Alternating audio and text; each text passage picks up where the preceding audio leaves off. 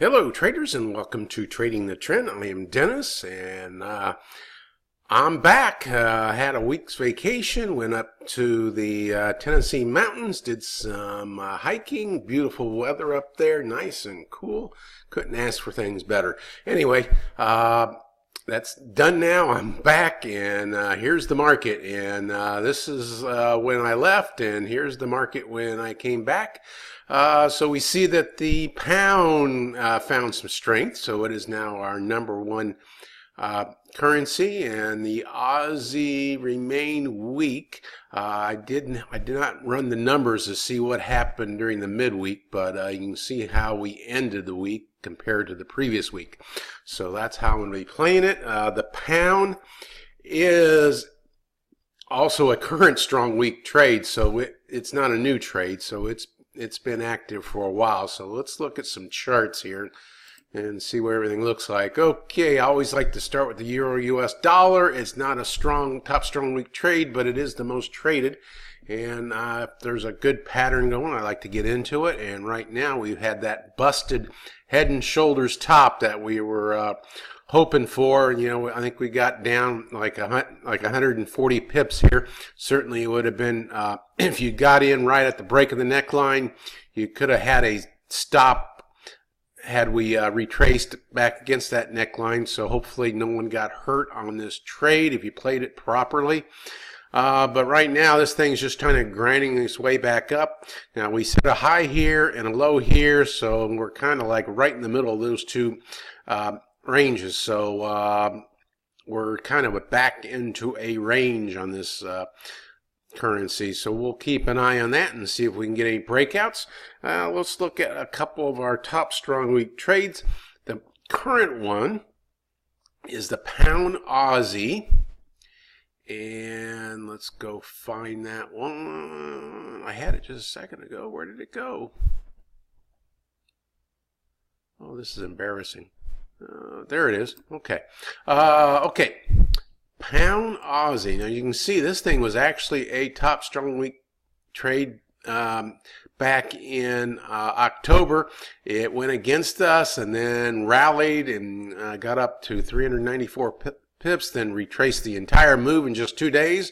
But since then it's been on a move again, and it did pull back on Friday, but not until hitting a high of 934 pips. So if you'd been able to stick with this thing, you would have been well rewarded.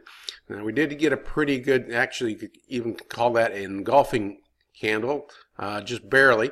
But price is still above even the 200 moving average on the 1 hour chart. So we'll have to see if there's any legs to this thing. Maybe get a little bit more of a pullback before it heads up again.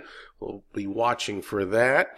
A couple others to look at is the Euro New Zealand. That has been one that's been on our radar for quite some time. And there it is. All right, so Euro New Zealand, same situation on Friday. We hit a new high, got up to 1,471 pips from its entry point way back in August. You can see we've had a couple peaks and then pullbacks. This one's currently pulling back. Same situation as with the pound Aussie, just a little pullback here. So I would expect this thing to continue higher. And then the last one I'm going to look at is the Euro Aussie, which was our top strong week trade on last Friday. And what has it been doing? As you can see, this was our top strong week trade on this day. And I said this one is very similar to the Euro New Zealand.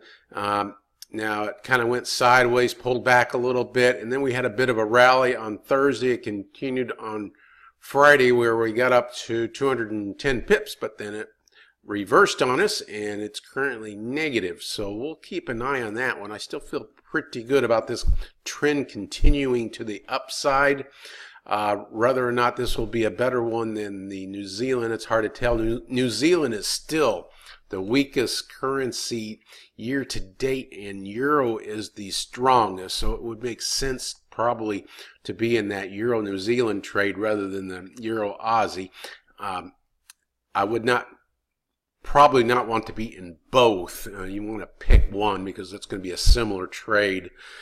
Anyway, that's what I got for you. Just a quick update, and hopefully everyone had a great week, great Thanksgiving, and looking at the stock markets, it's going crazy, and we're getting into that time of the Christmas rally, so we'll be watching for that and look for some plays to maybe pay for our Christmas. So hopefully everyone had a great week, and I'll catch you later.